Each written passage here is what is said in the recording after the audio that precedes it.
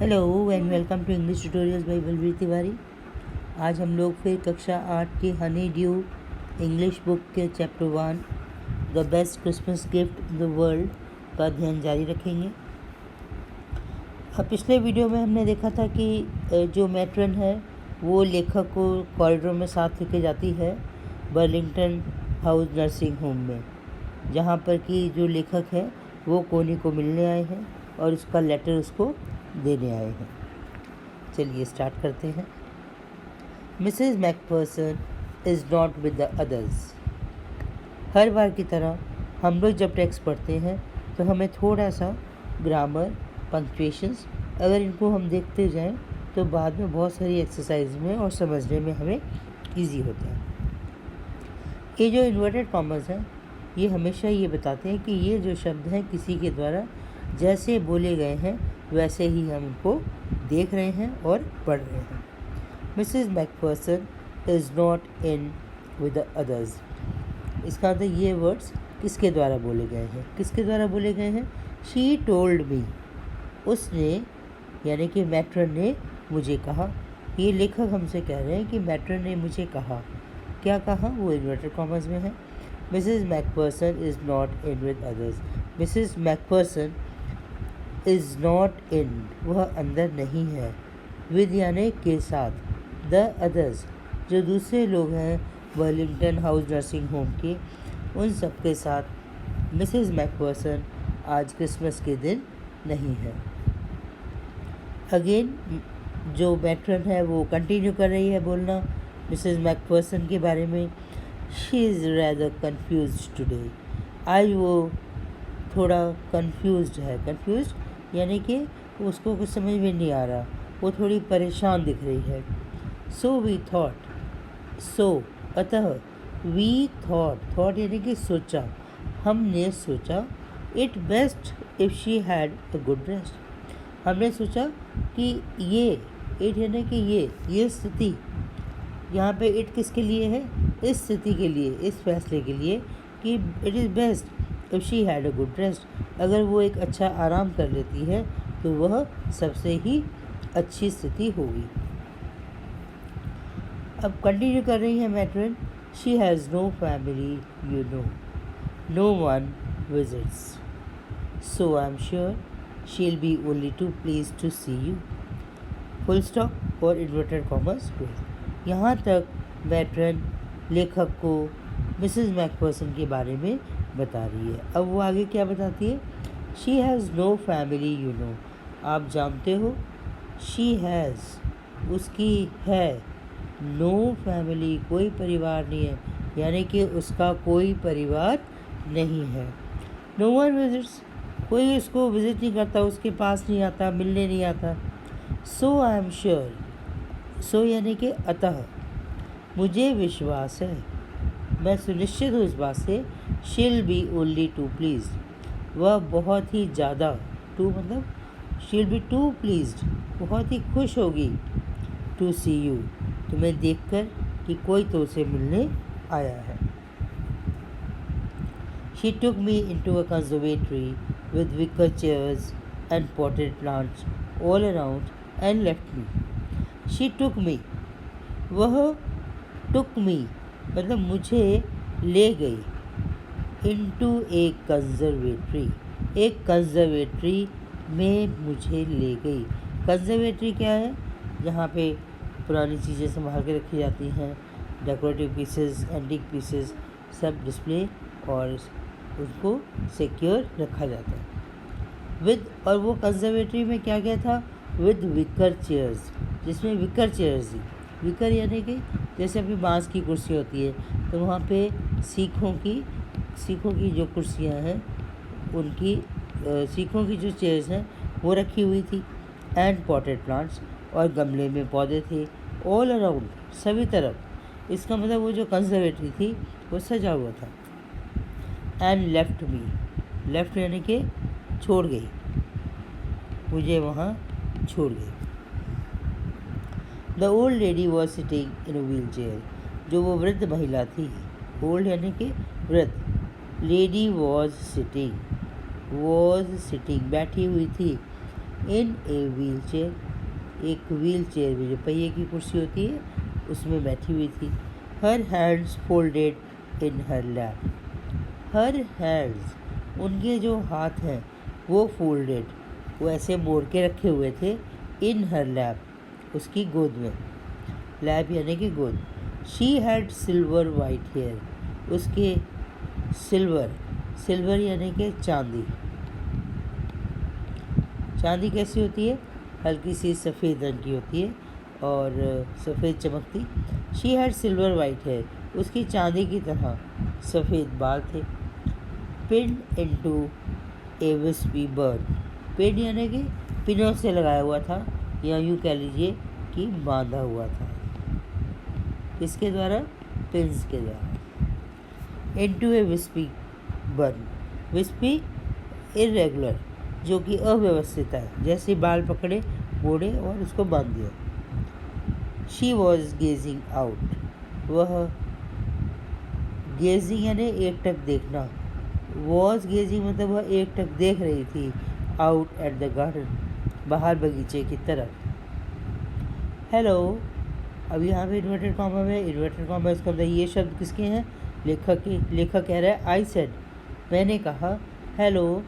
She turn and looked up at me vacantly, she turn, जब उसने सुना कि वो मुझे हेलो कह रहा है, क्योंकि उसको तो कोई मिलने आता नहीं था, तो शी टर्न, वह मुड़ी,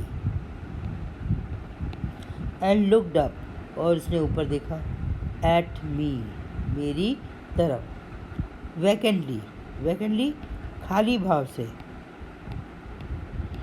जैसे क्योंकि वो उसको जानती तो थी नहीं और उसको उम्मीद भी नहीं थी, और उसके जो सोचने की शक्ति थी वो भी, उसकी याद थोड़ी कमज़ोर हो गई थी, तो ऐसे खाली भाव से उसने उसको देखा कि ये कौन है, क्या है। फिर इन्वर्टेड कॉमर्स में है तो ये लेखक के वाक्य हैं। हैप्पी क्रिसमस कोनी, अब लेखक ने क्योंकि उसके पति का पत्र पढ़ लिया था तो लेखक जानता था कि ये कोनी है और लेखक उसको खुशी देना चाहता था, अतः लेखक ने अपना पहचान, जैसे कि मैं जानता हूँ, उसका नाम लेकर उससे बात की। कहते हैं कि संबोधन अगर आप किसी का नाम लेके करें तो अपनेपन का भाव दिखाता है। यहाँ पे लेखक ने भी कहा हैप्पी क्रिसमस कोनी। I went on, went on मतलब मैंने जारी रखा अपनी बात, मैंने हेलो हैप्पी क्रिसमस कोनी बोल के मैं रुका नहीं, मैं कैरी ऑन किया, मैंने आई वेंट ऑन, मैंने अपनी जो बात है बात को जारी रखा। I found this, I found, मैंने पाया, फाउंड यानी के मैंने पाया, दिस यह, I think it's yours, I think मैं सोचता हूँ, या यूँ कह लीजिए मुझे लगता है, इट्स योर्स ये आपका है। As I was speaking her eyes never left my face, जब मैं बोल रहा था, I was speaking her eyes, उसकी जो आँखें थी, उसकी जो नज़र थी, नेवर लेफ्ट माई फेस, उसने मेरा चेहरा नहीं छोड़ा, यानी कि जो कोनी थी वो लगातार लेखक के चेहरे को देख रही थी, शायद लेखक को पहचानने की कोशिश कर रही थी। I open the tin box and gave it to her, I open, open यानी खोला, द टिन बॉक्स, वो टिन बॉक्स जिसमें एनवेलप था वो खोला, एंड गेव इट, दे दिया, इट यानी कि उसे, किसे? लेटर को, इट किसके लिए है? लेटर के लिए। To her, that was the moment her eyes lit up with recognition and her face became suffused with a sudden glow of happiness. And that was the moment, और वह था, was मतलब था, the moment, वह क्षण, वह पल, her eyes lit up, उसकी जो आँखें थी वो चमक उठी, lit up मैंने चमक गई, अब उसमें एक पहचान आ गई। अभी तक उसकी आंखें खालीपन का भाव लिए हुए थे, अब जैसे उसने ये टिन खोला और लेटर दिया तो वो उसकी आंखें चमक उठी। किससे चमक उठी? विद रिकग्निशन, रिकग्निशन यानी पहचान, उसको पता चल गया, वो पहचान गई कि ये मेरे पति का लेटर है। हर फेस बिकेम सफ्यूज्ड, हर फेस उसका जो चेहरा था बिकेम सफ्यूज्ड, वो पूरा भर गया था, पूरा चेहरे में फैल गई थी चारों ओर। किससे भर गया था?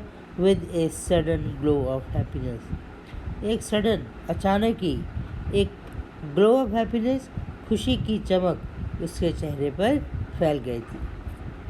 I explain about the desk, मैंने एक्सप्लेन किया यानी कि बताया या वर्णन किया।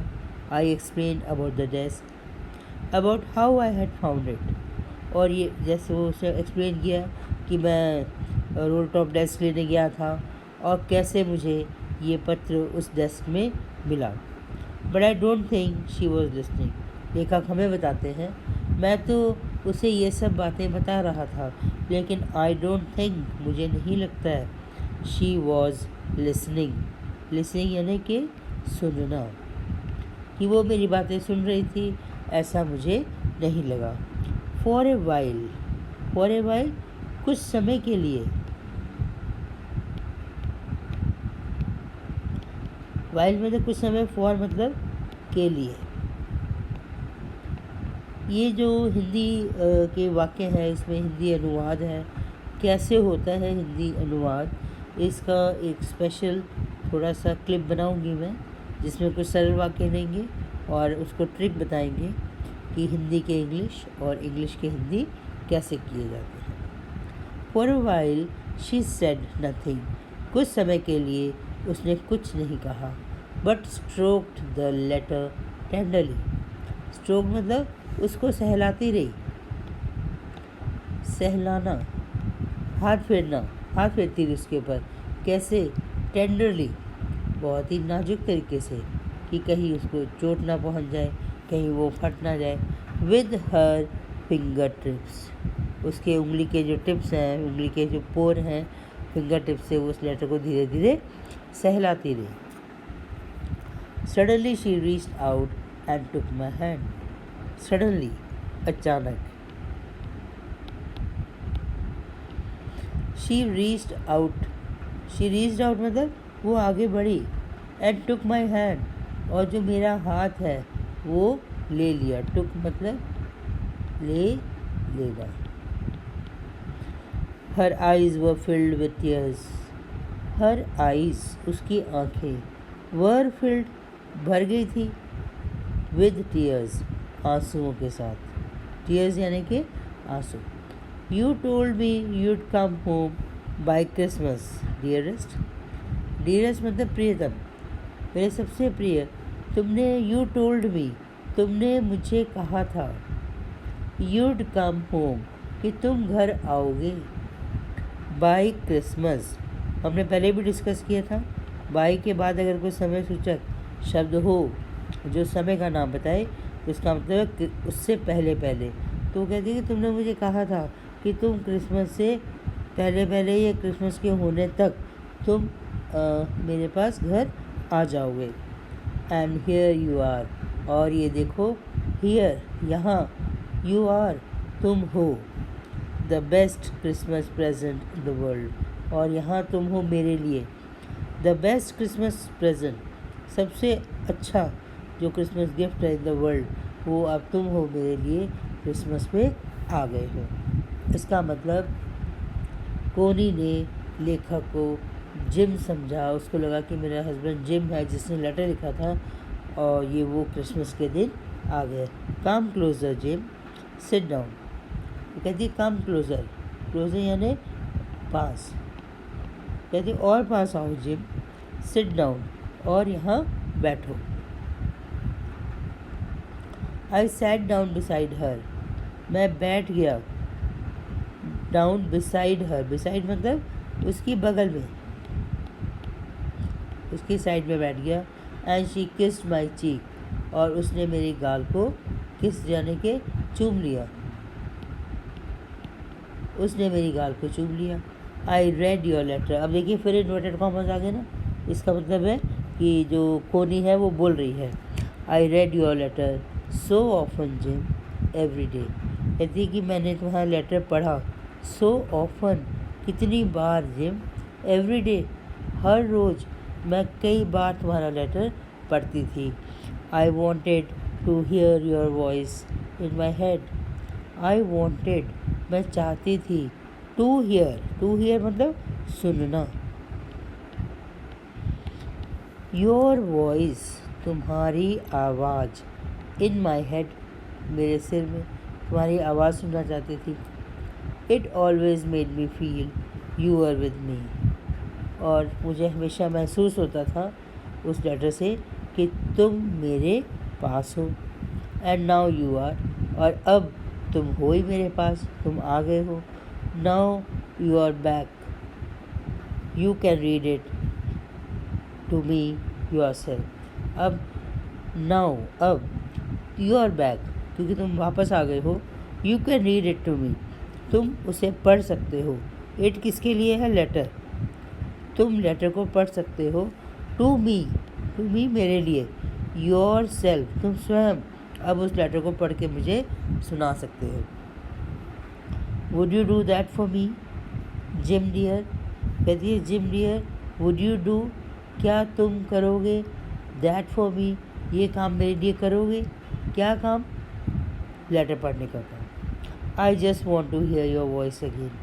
मैं जस्ट मतलब केवल, अब मुझे अपनी ज़िंदगी में कुछ नहीं चाहिए, केवल वॉन्ट टू हियर सुनना चाहती हूँ, योर वॉइस अगेन मतलब दोबारा, कितने सालों बाद तुम आए हो, अब मैं तुम्हारी आवाज़ फिर सुनना चाहती हूँ। I love that so much, मुझे वो इतना पसंद होगा। तो क्या पसंद होगा? दैट किसके लिए है? जिम्स वॉइस, जिम की आवाज़, और जिम का लेटर पढ़ना। And then perhaps will have some tea, और फिर जब तुम ये लेटर पढ़ लोगे फिर शायद हम दोनों कुछ चाय इकट्ठे पिएंगे। I have made you a nice Christmas cake. I have made you, मैंने तुम्हारे लिए बनाया है, ए नाइस बहुत ही अच्छा क्रिसमस केक, मार्जिपन ऑल अराउंड, और उसके चारों तरफ मार्जिपन भी लगा। मार्जिपन क्या है? एक मीठा लेयर जो आइसिंग टाइप केक के ऊपर होती है, वो कोनी कहती है कि मैंने वो सब तुम्हारे लिए केक के आसपास मार्जिपन का लेयर भी लगाया है। I know how much you love marzipan, मुझे पता है कि कितना तुम लव यानी कि पसंद करते हो मार्जिपन को, जो कि केक के ऊपर लगा होता है। यहाँ हमारी ये स्टोरी ख़त्म होती है। This was the best Christmas gift जो कोनी के लिए था। बेशक कोनी के दिमाग में उसकी पुरानी यादें बसी हुई थी और उन्हीं पुरानी यादों को दोबारा जी रही थी, और उसे लग रहा था कि सब कुछ पुनर्घटित हो रहा है। आप और हम जानते हैं कि लेखक केवल उसको खुश करने के लिए और उसका लेटर पहुंचाने के लिए उस तक आया था। लेखक एक इमोशनल इंसान है जो कि किसी को खुशी देने के लिए उसने एफर्ट किया, वहाँ गया और इसकी जो क्रिसमस है उसको बेस्ट बना दिया। इसी के साथ हमारा लेसन पूरा होता है। Thank you very much for being with me. God bless you all.